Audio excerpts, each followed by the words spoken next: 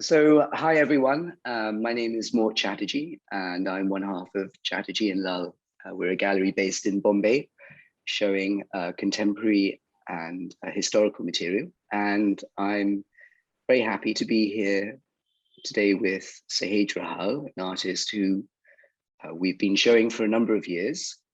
And we're going to be discussing some of his work in the context of an online exhibition, which is being organized called Confine, and a work of Sahej's will be shown on the website and maybe also have a physical manifestation in Bombay, yet to be decided. Sahej, welcome. Thanks so much for joining us. Thank you. Thanks, Mort. And excited to kind of present these creatures that I've been building. So. Yeah. And of course, we've spent the last decade or more chatting away, but rarely in a recorded formal setting. So it's nice to actually have something that will have some lasting, some legacy to it. And I think we've been, because we do discuss a lot of the work that's coming out of the studio. And I know that that's been a really enriching part of my experience as a gallerist. So in that context, I think you have some images of works that you've been making over the time we've been working together.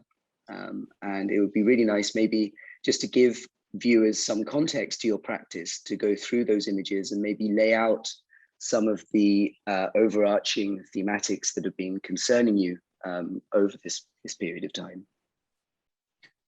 Yeah, I mean, yeah, I'm kind of like, it's nice to kind of bring the conversation that we've been having to sort of everyone as well. So yeah, just kind of going to dive in with like a little bit of what I do. So I'm like, my entire kind of practice is this like sort of expanding mythology that's like unfolding, within the everyday, within our world. It's almost like this alternate civilization that's kind of like unraveling, and it takes the shape of these strange creatures. Some of them are like shamanic beings, like the one you see on my screen right now, or like they leave behind these artifacts and perform strange rituals, like across the sort of in the corners of the city, and then kind of leave behind things. So it's sort of like unraveling bit by bit, in leaving behind remnants and like in different parts of the world, as like I sort of build these things, and it takes the shape, like this mythology or this civilization that's kind of unfolding takes its shape from things that I find, so like some of them are built from like abandoned like film sets. Like this entire series was built from bits I found in Kochi, or literally what I can get my hands on, or literally what the sort of world offers to be played with. So that's how this entire kind of like the artifacts of this narrative sort of take shape, or the world itself sort of takes shape. And then like I make paintings which are sort of like these pages of this like kind of yet unfinished illuminated manuscript that's kind of like again unpacking or like presenting itself with like each page. And the drawings themselves are like some of them are really large, right? Some are really small, and so the sort of dimensions of the book itself are like kind of shifting. Yeah, and it's sort of like this compendium of like animals, creatures, like strange beings, and like and all of this is sort of like an invitation to the viewer to sort of like come and imagine what this world could be, or what the origins of it are, like collectively. Yeah. So with that, like as I've been sort of creating these sculptures, or this kind of larger mythology, I've been building this series of sculptures called walkers. Again, using found objects, like it's almost like these kind of quadruped or like multi-limbed kind of creatures that are sort of traveling along as this narrative sort of unfolds into our world. And yeah, again, take the shape of the things that I find, and sort of vary in size. And yeah, they're sort of like co-travelers in a way of this unraveling sort of story journey. Now, as I was sort of building these, and as the kind of scope of this narrative was sort of evolving or like kind of growing in size, I was thinking about like, how could these creatures sort of start taking an active role in the shape of this narrative? Like, and that's kind of what brought me to artificial intelligence programs.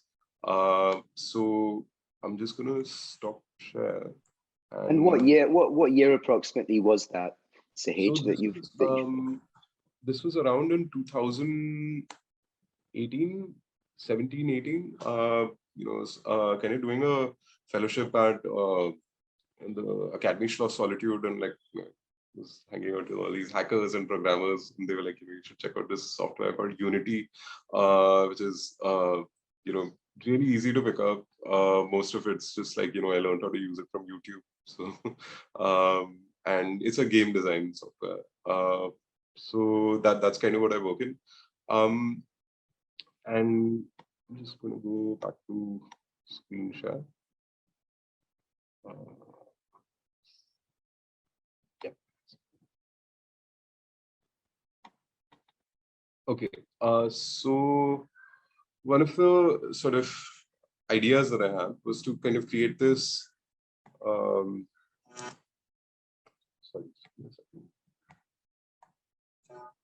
You can still see my screen, right?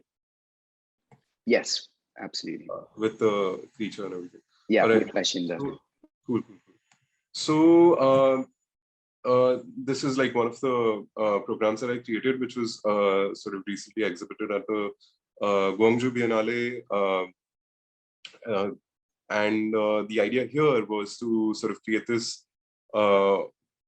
organism that's sort of quasi-sentient or sentient, and each limb of this creature and all the other sort of creatures around it are kind of driven by separate, scripts, like AI scripts that basically tell it where to put its put its like foot down, and how to and prop it up, right?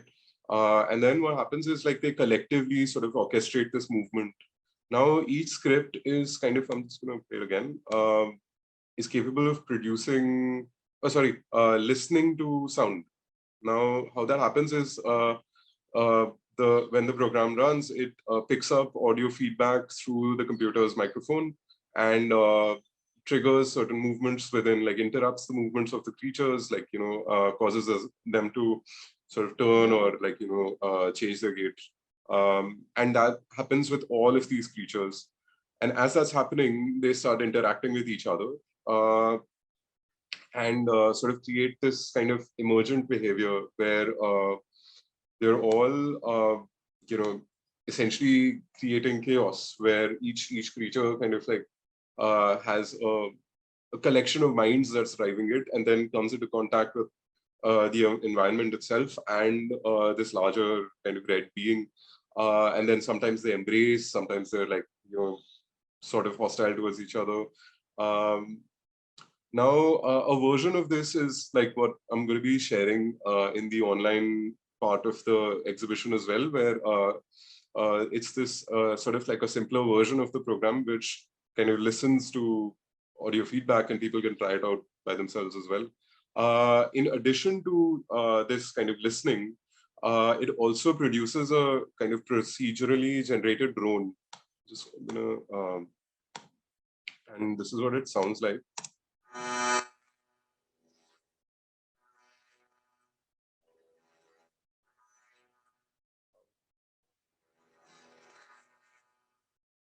Yeah, so what's happening is like, it's sort of creating this modulating drone that's essentially a representation of the mood of the entire environment. And what happens is like each of the creatures and the environment itself has these triggers that are, basically get fired when, things come into contact. And they start modulating that drone. So so the way the drone sort of plays, the chords sort of like, change, they'll kind of, the pitch of the chords changes, and then you kind of get this like kind of heavy sort of drone sound that's kind of like filling the environment. So it's also creating like a feedback loop where it's both listening and then giving you audio feedback. And you could kind of sing with it or play music with it, so it's almost like the world itself is this sentient musical instrument. The title And of so, the book, yeah. sorry. No, please continue. No, just that the title of the work comes from this Hindi Urdu word called Bashinda, which basically means citizen, or actually something that precedes citizen as well, someone who belongs. And the idea here was to kind of think about like, who inhabits the coming future? Like, who do we inhabit it with?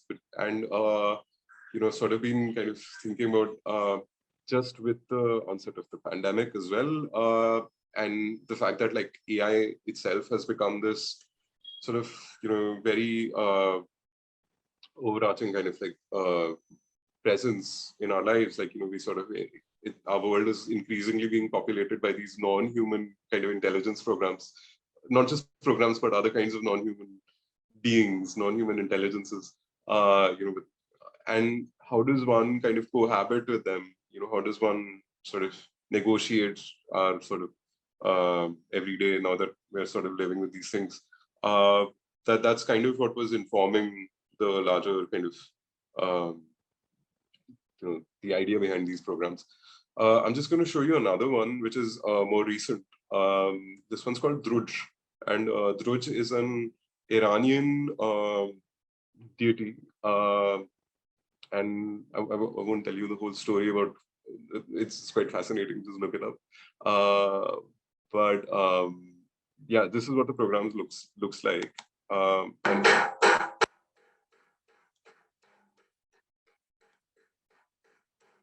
yeah, it's kind of responding to the sound of the tool.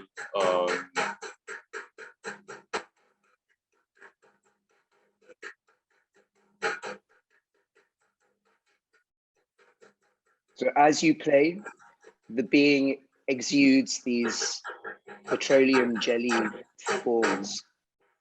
Yeah, and at the same time, like, so it's got these three limbs, right? Like, and you can kind of see the limbs also sort of shaking and then sort of getting readjusted, and it starts looking for ground again. And then that kind of produces this strange kind of staccato of a dance within the body, and I mean, basically in that like kind of realigning itself, it starts producing this like kind of movement, and it's sort of like, basically the idea here was also, so it turns out the dhol, I mean, I didn't know this to begin with, but like the dhol is one of the oldest instruments known to humankind. It sort of followed us all the way from Harappa, and right now, we sort of have it as part, like, it's sort of like this innate thing to pop culture where you have it in every Bollywood song. It's played at marriages, but then it kind of goes back all the way to Harappa. And I was thinking about, okay, how would a conversation between a mind that is sort of like, that is yet to come, how would it sort of listen to sounds of the ancient past, like,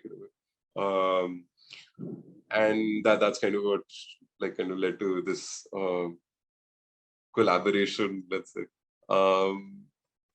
Yeah, and then I've sort of been inviting more friends, musicians, poets, singers to kind of sing to these programs. And is that something that people can do even at home when they download Shruta? Will they be able to have the liberty to sing to it and see it respond?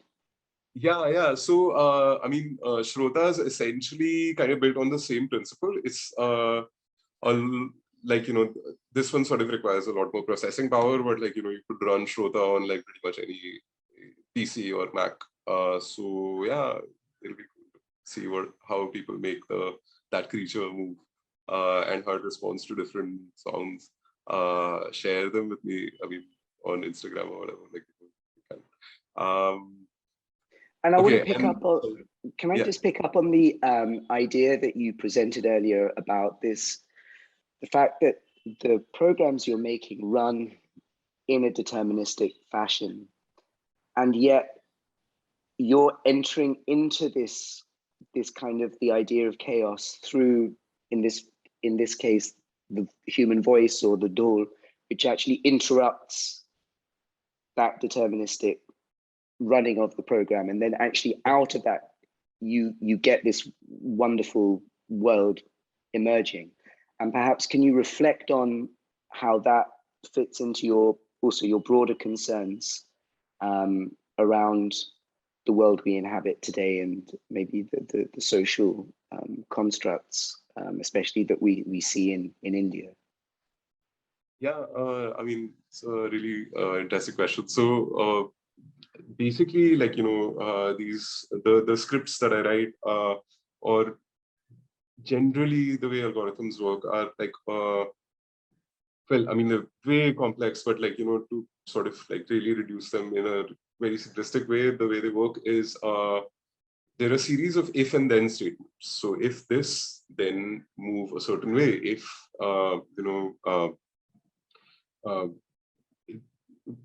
yeah, just like a series of if then sort of like commands that you sort of start cascading, like, through the script. And at some point, what happens is like those very deterministic sort of statements start triggering this kind of chaos, basically, because they're sort of interacting with each other and on top of each other. So what you have is like a system that's essentially designed to give you, at least in theory, absolute control. And then, you come to something that's chaotic, or like, starts showing like the beginnings of chaos, or like chance.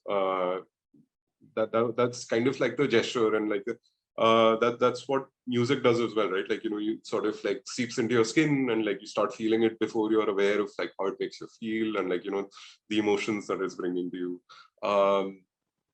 There's this idea, just in terms of like how AI kind of like inhabits our lives right now, it is built to sort of perfect our lives, or bring this idea of efficiency to our lives. Where sort of like with Google Maps, like, it'll kind of give you the perfect route from like A to B, or with one of these matchmaking apps, it promises you the perfect, like the algorithm will choose for you the perfect like partner or whatever. And we see this kind of like unfolding even more with like such a rampancy, right? So now that idea of perfection and efficiency, what it does, it sort of flattens like, the messy sort of multitude that we are. It's sort of like, I mean, we are beings of chaos, like, we are beings of like, we're sort of like bumbling through lives, and that sort of like, that's just the way the human condition is, like, a certain kind of beauty to that. That kind of gets flattened into this like very machinic kind of idea of efficiency. And the reason I feel that's happening is the way that we think about these programs is as tools, but they're sort of more than that. They're kind of somewhere between being both tools and potential collaborators, or like co-inhabitants, right? Like that you can converse with, negotiate with. That's the kind of thing that was sort of, I was kind of exploring, or like still am, like, trying to figure out like, how do we cohabit with these systems that are constantly or increasingly sort of like being a very integral part of our lives. And that's kind of what came from, like what led to these programs. As far as music goes, like, there's this poet from Punjab called Harinder Singh Mehboob, and he says this really beautiful thing that, before man could speak, he would sing, or human beings would sing.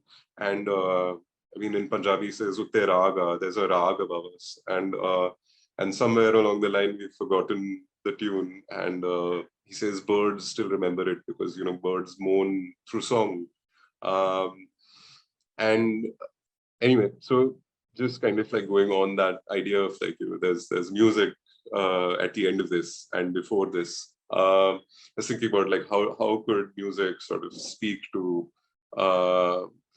beings that we are creating. I mean, these kind of artificial intelligence programs are beings essentially, and how could we sing with them, and how would we what are the songs that we would create in the coming future with them? Yeah, that That's really beautiful. Thank you. and so I'm gonna end with like something that's not really finished, but like it's something I've been really excited about. Sorry.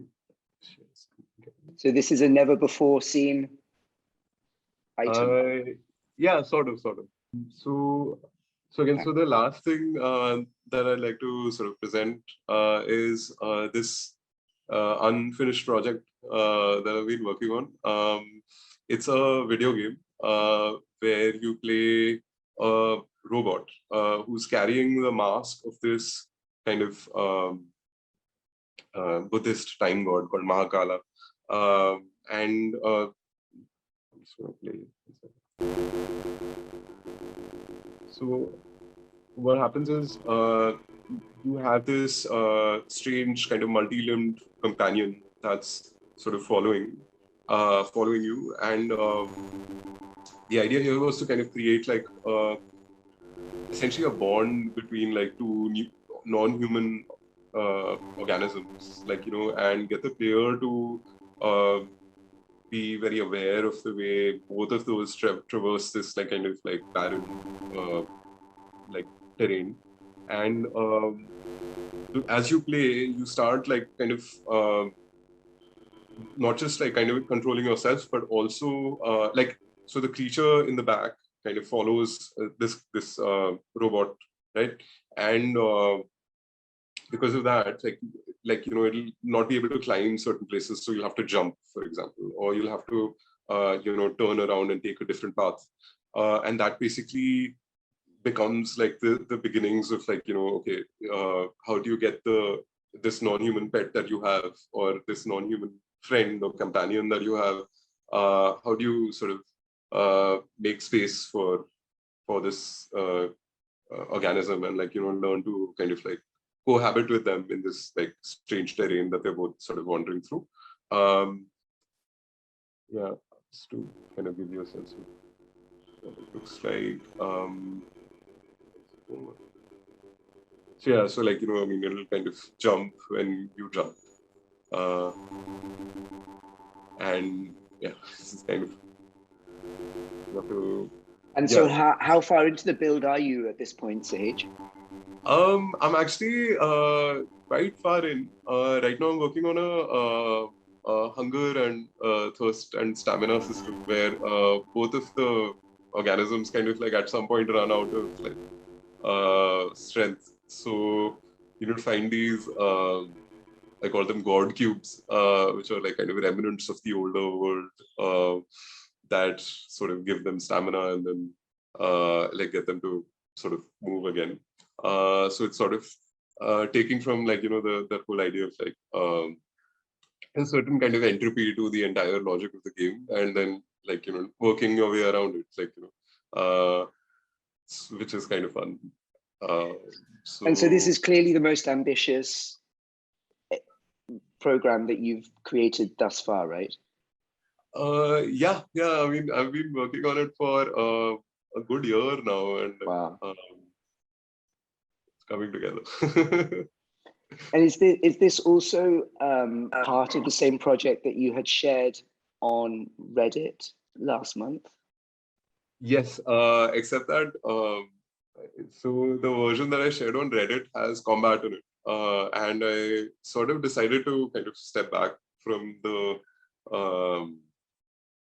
just like kind of having combat in the game, because I was feeling that it was sort of kind of like getting me to think of pretty much every situation I could create in the game environment as a combat scenario, and Right. I mean, it's kind of like, if you have a hammer, everything looks like a nail. So I decided to kind of step back from that and not work on the sort of the more violent aspect of the game, at least for now. I don't know if I'll come back to it, but I want to sort of flesh out the story and just the kind of mechanics that kind of like, build this bond between these two organisms, and like, how that in itself could be perhaps like a contemplative sort of experience. Yeah. That's kind of where I am right now. I did, well, this is not to say that like it's, there's certain aspects in the game which are like, so for example, like, I was talking about these kind of god cubes that you need to find. They're sort of like being guarded by beings in pandemic suits, okay? And they don't want you to get. Let me just see if I have a video of it and I can share that as well. Pandemic suits means like hazmat. Yeah, hazmat suits, yeah. Wow. Don't think I have it. Maybe we don't want to give away too much. Yeah. At this point. Maybe I'll share it later. Yeah. All right. But yeah, just to give you a sense of what happens is like you need to kind of sneak around them and like, kind of it basically becomes like a stealth game as well, but like it's more of like when they start chasing you, it just becomes like you have to do these like kind of mad dashes, like just run around them. Then there's like certain traversal mechanics to the game, so you get to like climb over stuff, hide, it's and then also make sure that you get the cube to sort of feed the creature, and like then that kind of triggers a series of events, which I won't get into right now, but yeah. It sounds like you're having immense fun making it. Oh yeah. It's really fun. It's like playing with Lego or something like that. I know, I can hear the child within you coming out. Sahej, thank you so much for this brief tour of your practice, and we hope that everyone who is listening gets a chance to download Schroeter from the Deconfine website and exhibition, online exhibition. And so with that, thank you and goodbye. Thank you, Mort. It's always a pleasure talking to you, and I'm glad to do this. Thank you, Sahej.